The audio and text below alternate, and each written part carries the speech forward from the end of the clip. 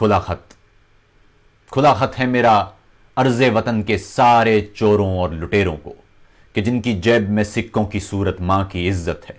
کھلا خط ہے سیاست کے ہر ایک دلال ٹولے کو، سخن جن کا زباں جن کی سرے بازار بکتی ہے، ہزاروں بار بکتی ہے، کہ جن لوگوں نے دھرتی ماں کو نیلامی میں ایک بولی کے بدلے بیچ ڈالا ہے۔ کھلا خط ہے میرا ان تجزیہ کاران وحشت کو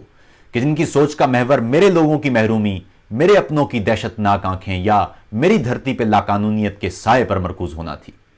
مگر ان تجزیہ کاروں کی دانش تو ازل سے کاروباری ہے۔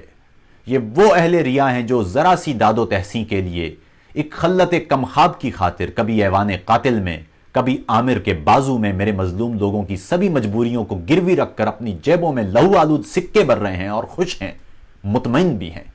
سنو بٹوے کے لوگوں،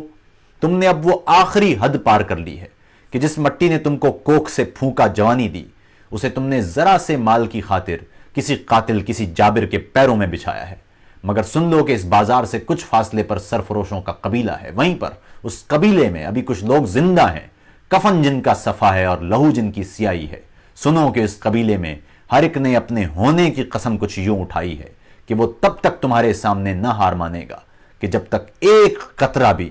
رگوں میں روشنائی ہے۔